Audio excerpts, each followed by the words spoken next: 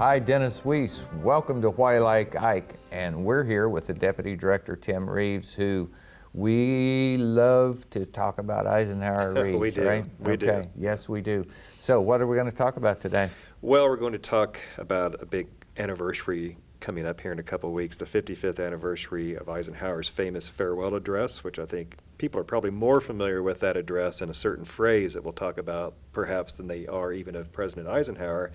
And then also just the 55 years since he left office, some of the things he accomplished during that time. You know, I wished I agreed with you, because it would make this a lot easier just to move right through. But I think fewer and fewer and fewer people all the time are familiar with this speech, and probably one of the most important speeches ever given by a president. Formed a vision of from when he left office to where we sit today. Yeah. And I really think it's people like you and me that are familiar with this speech. Well, I think what I meant was that phrase, military-industrial complex. Yeah. You can hear in the news almost weekly. That's right. And I think people refer to it who probably don't even know its origin. I would agree. In Eisenhower's farewell address. I would agree, and that we agree on. I think so few people have a understanding of the complete text, of which I have here carefully printed on paper that I can touch. And right there it is in its original teleprompter roller format that came out of a box that you have a picture of. That's right. In fact, Ike used not only the teleprompter, but also a reading copy on his desk because he didn't trust the teleprompter to be as prompt, perhaps, as it should paper be. with little holes and little wheels that turn. That's pretty complicated. Yeah, I don't know if they use those anymore, but at least not that version. Yeah, not that version. Okay, so let's talk about this speech. Dwight David Eisenhower was leaving 8 years of peace and prosperity behind. That's right, and towards the end of his administration, well, actually a couple of years before he left, in 1959, he remarked to a staff member that he'd like to put some kind of remarks together to give an address to Congress, the American people, as a farewell address, as his hero George Washington did. And in fact, Washington's is probably the most famous farewell address, where he talks about avoiding entangling alliances and that sort of thing. But Eisenhower's clearly must be the second most famous farewell address. And it's interesting, too, that it's coupled, given the same week of John F. Kennedy's famous inaugural address. So here you had these two landmark presidential addresses in 20th century American history, given within just 3 days of each other, which I think most of us don't realize. I didn't realize that. That's very interesting. And interesting also just because of the contrast in their visions. You have Eisenhower really expressing a sense of limits to what a nation can do, and Kennedy really saying just the opposite, that there's really no barriers to what we can do. So given the men's age difference and those visions, there really is a pretty stark contrast between those two speeches. Interesting comment. I appreciate hearing you say that. I quickly, before the camera came on, read the text of the speech again, and I've read it more than once before. But here's what struck me this time as I read through it, and sitting in this room in the presidential library surrounded by artifacts. Ike had lived, so 8 years of peace and prosperity preceded by what? A century of 4 major wars. And depression. But as a military man, Mr. Eisenhower had the benefit of wisdom from the horrors of war. And as I read it again this morning, I hear that in his speech. He's telling us war is an awful thing and doesn't solve many problems. Being strong and defending yourself does, but it's to avoid war. Only a soldier knows, I think, as he said, the cost of war. Oh, and also he is, of course, lamenting the rise of this military-industrial complex. As he says, for the first time in our history, we have a peacetime armaments industry. But he says it's an imperative. We can't do away with it. We have to accept it, but we also have to make sure that it doesn't dominate society. It doesn't guide society. That's right. He was fearful of it going even from dominance to being a guiding force for our decisions, and he was very fearful of that. That's right. It was the first fear that he warned of in the speech. And the second was the rise of this scientific and technological elite Right. that was dominating research because of the demands of the military-industrial complex. And he said, think of all these inventions that scientists and innovators aren't getting to because they're all working on government contracts on defense-related projects. And so he saw it as just a huge, systemic problem. And what I find interesting, just in terms of Eisenhower history in general, is how the real theme of the speech, which is balance, goes back to the 1940s when he first started talking about the role of government. And I know we've discussed before Ike's middle way and how he thought you had to avoid concentrations of private power, economic power on one side of the road, and unlimited state power on the other, to strike that balance right down the center. And he talks about that in the speech as well. In fact, we had one of our speakers in our recent Ike 125 series, Yannick Mishkowski, pointed out that how Eisenhower only evokes the military-industrial complex once in that speech, but balance 9 times. And most of the speech, again, is about maintaining that balance, balancing power, balancing priorities. And so it's quintessential, Dwight Eisenhower. Yeah, a very wise man, a great leader, and I found that interesting as I speed read again this morning. Balance just jumps out. Balance is a great thing in anything in life, whether it's in your diet or in your the lady standing there with the Emmy that was I guess it wasn't an actual Emmy, but a honorary Emmy for contribution to television broadcasting. But she stands there in balance, holding up her piece of the world. Yeah, it's a good symbol. So as we all stand in whatever or do whatever, balance is the key to success, and overbalance is the key to falling. Well, Eisenhower certainly believed that. Yeah, I saw this, and I'm going to read it so we can talk about it. Paragraph heading 5 there. Another factor in maintaining balance involves the element of time. As we peer into society's future, we, you and I, and our government must avoid the impulse to live only for today. Plundering for our own ease and convenience suppresses resources of tomorrow. We cannot mortgage the material assets of our grandchildren without risking the loss also of their political and spiritual heritage. We want democracy to survive for all generations to come, not to become the insolvent phantom of tomorrow. It's a pretty strong linkage of the failure to maintain balance to perils of the future. There is, specifically debt, as I would see it, government debt being a threat to the future of his grandchildren. And again, there's that sense of limits. We can't expend all the resources of today just for our own benefit. We have to make sure they're here for future generations. And so again, that's something that's so marvelous about the farewell address, is it expresses so much of Eisenhower's beliefs. And we have, of this famous address, we now have 29 drafts. Eisenhower had a really interesting process for developing a speech. He'd give a broad idea to his speechwriters. They'd come back with ideas, and they'd kind of kick it back and forth. But they said that he would rewrite it so extensively that by the end it was all Eisenhower, that he'd spent more time on it than his speechwriters. And so my point is, the farewell address really is Dwight Eisenhower's last testament as a public figure, as it were. When Secretary Robert Gates came here and gave a speech on the front steps, I don't remember what month and year that was. I was thinking, when was it when you were talking about the 3 days in between those major speeches? But as Secretary Gates was readying to leave office, he came here to give his farewell address. That's the right. way I viewed it and heard it, and it was also a very powerful speech, and it mirrored the comments from Dwight David Eisenhower. It was intentional on Very his part. It resonated well from the man who was leading the defensive efforts of our country at the time.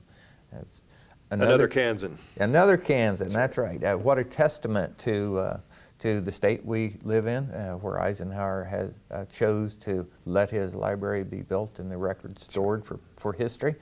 But what a wonderful thing it is for you and I to sit here and read this, but we're not the only ones that can come here and read a copy of the speech or see these things. Anybody behind the lens can too, Tim. They can. Yeah.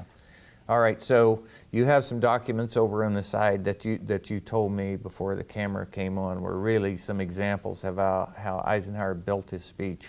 Well, we do. The first is a memo from May 20th, 1959. and it's from, the initials are MM. That was Malcolm Moose, who was an academic who worked as a Okay. special assistant to Eisenhower as a speechwriter. Okay. And says that the president mentioned in an aside this morning when I brought up the topic of selective major addresses for the remainder of his term, that he had one speech he would very much like to make. And so here it is, May of 1959, and Ike's Right. already thinking about the farewell address. And then there are subsequent memos as they're updating these thoughts. Here's one from the next April 5th, 1960, again from Malcolm Moose, saying, I recommend that we reread the farewell address of George Washington for ideas. So clearly that was part of the model. There are also a number of myths attached to the farewell address. Okay, I'm And- not familiar with that. Well, and you'll still hear some of them on the Sunday talk shows. Well, we hear a lot of And- myths yeah. on the Sunday talk shows. But they'll say, Eisenhower meant to, originally Ike wanted to talk about the military-industrial congressional complex. That was never in the speech. Military-industrial scientific complex was, because again, he was afraid of Right. this need of the defense industry taking over all scientific research. You said that a while ago, and I just rushed right past it. Let's pause. I want your point of view. So I read the speech, read that, listened to you say that, and again, we have Dwight David Eisenhower being consistent, saying military-industrial complex represented some threat, but this is very specific. He said, this is, if we focus on this, it will pull resources, talent and resources away from other research. So what's other research?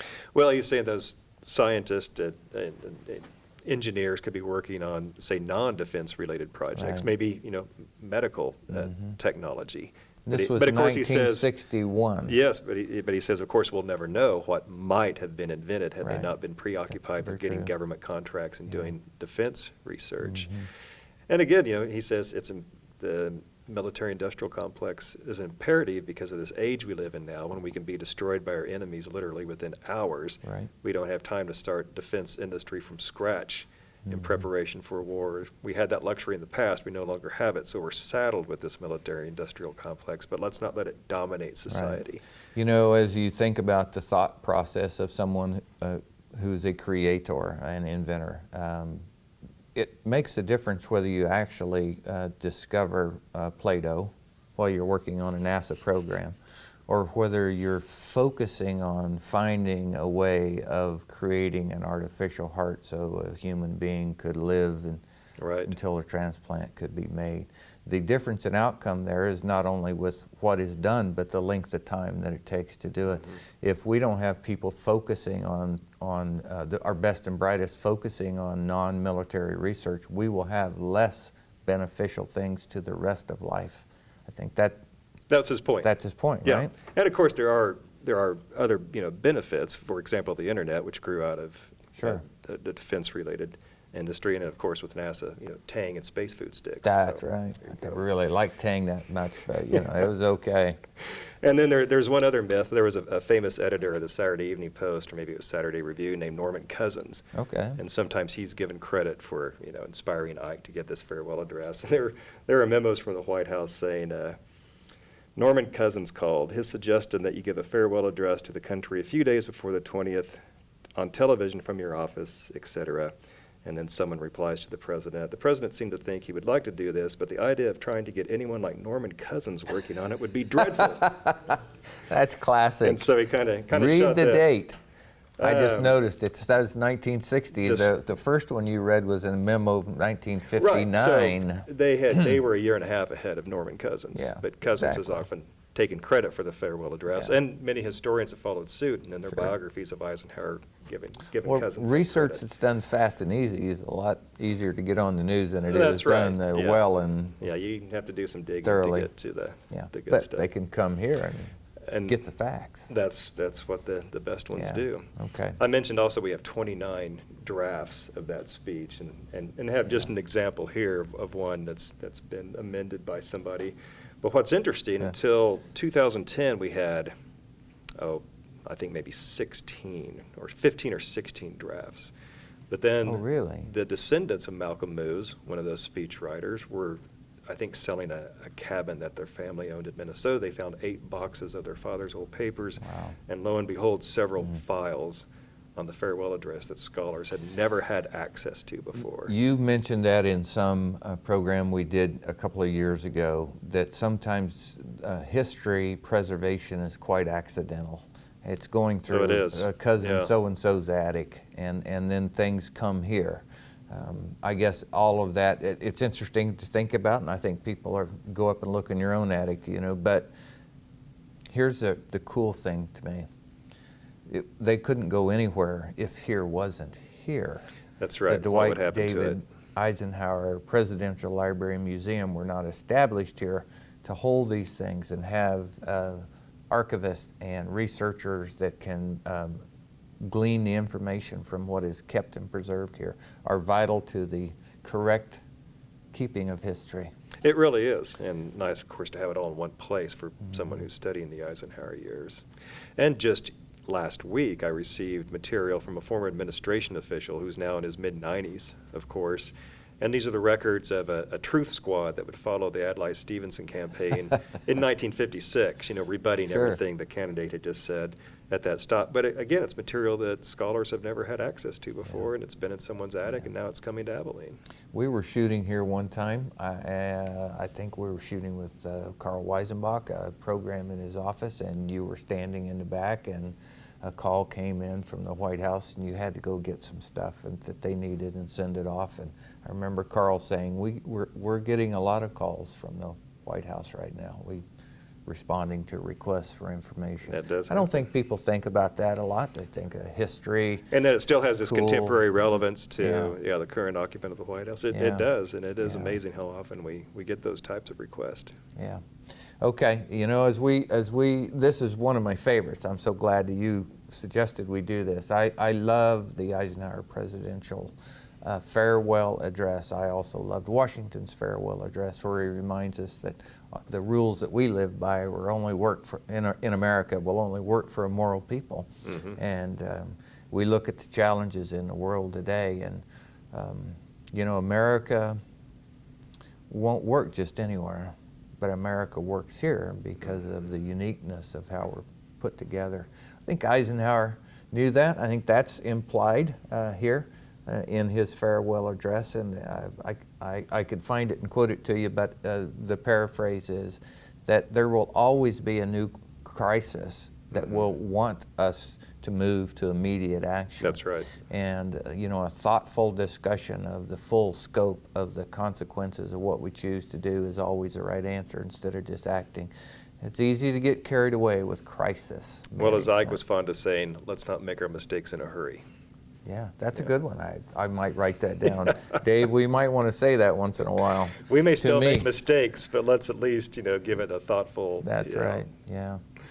And again, as we have a couple minutes to wrap up, I never think of Eisenhower's leadership without knowing that this is a man who endured the worst horrors of war. I think of him saying that he was going to go to the death camps to be a witness because he wanted to be able to say, I saw this with my eyes, not leave it to, Captain or Corporal so-and-so sent me a report, but I saw it. I can be a testimony to the world. Well, President Eisenhower, as a testimony to the world, left us this farewell address. He did, and again, I think it's indicative of his thinking, how Ike was always thinking of the long game, if you will, and how things would play out down the road. And in fact, Richard Nixon talked about that in the early 60s, that Eisenhower was always thinking 2 or 3 lines of thought or more to every problem and how they might possibly play out in the future. And that's probably why he was also a good poker player and a good card player. But he did have that kind of mind. When are we going to do that show? Okay. Okay. Anytime. Well, gosh, we're at the end of the program. I knew this one would go to the end. What an exciting opportunity to sit with you and look at your material, but more than that, hear from your years of study of the Eisenhower archives and what is here today. And want to encourage people to come to the library to reinvest their intellect and their time. To do their own research. Yeah, do their own research. It's a great opportunity to learn and a great opportunity to grow your community through your personal growth. Tim, so good to see you as always. Thank you, Dennis. Great program. Why Like Ike? Why not? It's a wonderful guy. It's a wonderful place, and you can come and see it right here in Abilene, Kansas. For the Eisenhower Presidential Library, that's Tim Reeves. I'm Dennis Weiss. I want you to have a great day.